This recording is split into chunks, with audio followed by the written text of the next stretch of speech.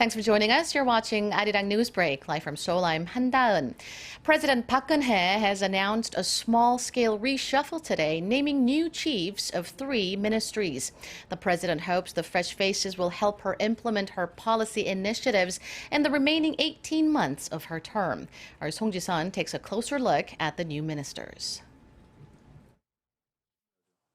President Park is gearing up for another push to implement her policy initiatives. A day after her Liberation Day speech, the president announced a partial cabinet reshuffle aimed at advancing her creative economy and culture's prosperity drives. Cho Yun-sun, President Park's former Secretary for Political Affairs and a former Gender Equality Minister, has been appointed to lead the Culture Ministry. The presidential office of Chung Hwa-tae says it has great expectations for her, as Cho has a deep understanding of President Park's policy initiatives after having served as one of the president's closest aides for years.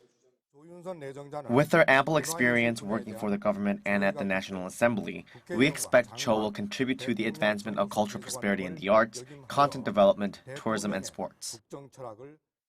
Kim Jae-soo, the current chief of the state-run Korea Agro-Fisheries and Food Trade Corporation, has been appointed the new agriculture minister. Cho Kyung-gyu, deputy director of the Office for Government Policy Coordination, will now lead the Environment Ministry. The 2 positions were widely expected to have fresh appointments, as the ministers had been in their positions since President Park's inauguration, leaving Foreign Minister Yoon Byung-se as the only cabinet member to have maintained his post.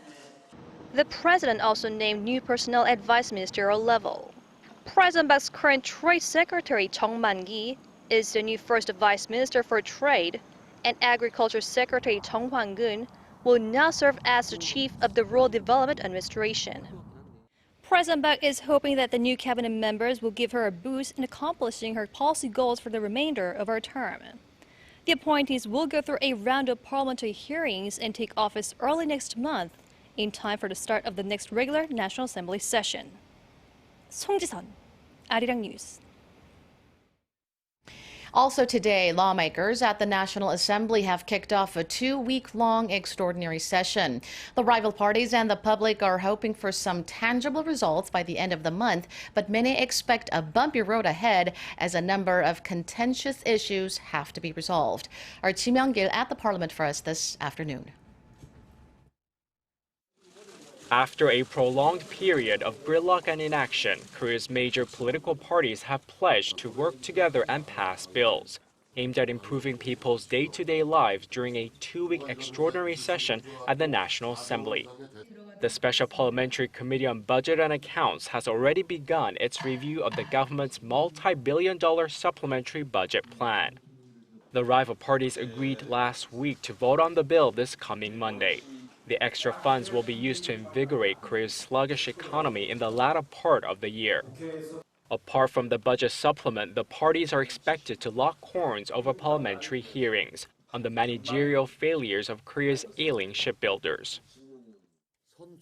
The floor leaders of the 3 parties have agreed to deal with the extra budget first and then proceed with the hearings. We urge the opposition's support.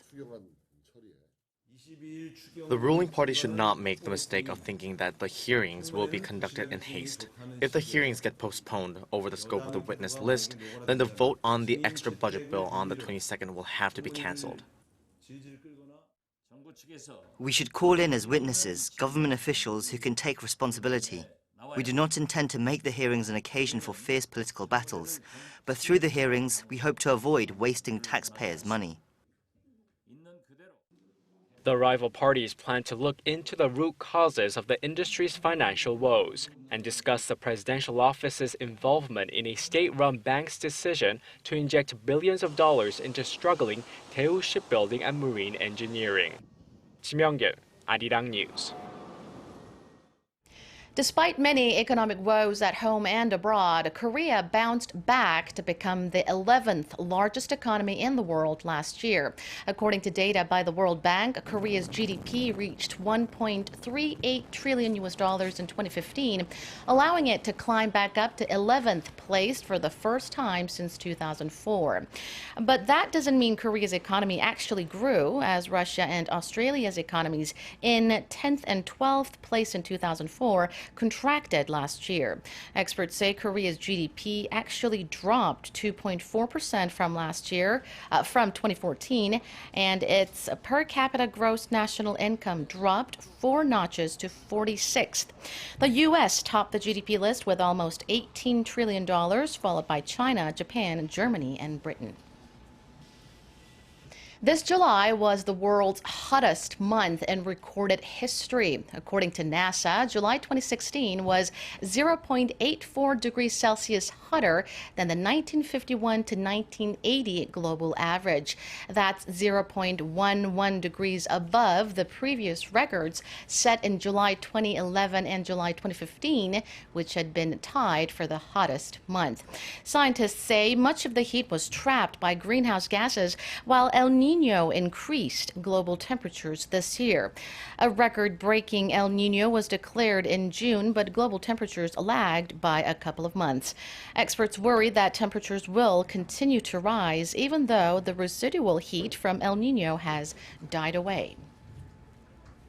Turning now to the Rio Olympics, Team Korea suffered some defeats in sports they had been hoping to land medals in, but it wasn't all doom and gloom. Our Lee Eun-shin gives us a wrap-up of the day's events. Monday was a bit of a bumpy day for Team Korea in Rio, as the nation saw some disappointing results in badminton, an event for which the nation had high medal hopes. In the men's doubles, the top-ranked team of Lee Yong-dae and Yoo Yeon-sung suffered a shock defeat in the quarterfinals against the 12th-ranked Malaysian duo, losing 2-1. And the other Korean pair, third-ranked Kim Sa-rang and Kim Ki-jung, also crashed out in the round of 16, losing to China. In the semifinal of the men's team table tennis, Korea was taken apart 3-1 by a seemingly invincible Chinese team. It was an incredibly tough match, with Chung Young-sik, Lee Sang-soo, and Ju Se-hyuk facing 3 of the world's top 4 players. Korea still has a shot at a medal, though, as the team is set to play in the bronze medal match against Germany on Wednesday. However, things were better for Team Korea in the women's doubles badminton after it secured a semi-final berth. Beating a duo from the Netherlands 2-1, Chun Kyung-eun and Shin Seung-chan are set to face off against Japan in the semis. In women's gymnastics, with 3 Olympic golds already in the bag, America's Simone Biles snagged a bronze. The 19-year-old slipped on a flip and grabbed the beam to rebalance herself, which ended up costing her.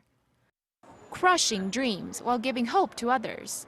Day 10 of the Rio Olympics had lots of thrills and spills, an unpredictability that's likely to continue for the rest of the games. Lee Eun-shin, Arirang News.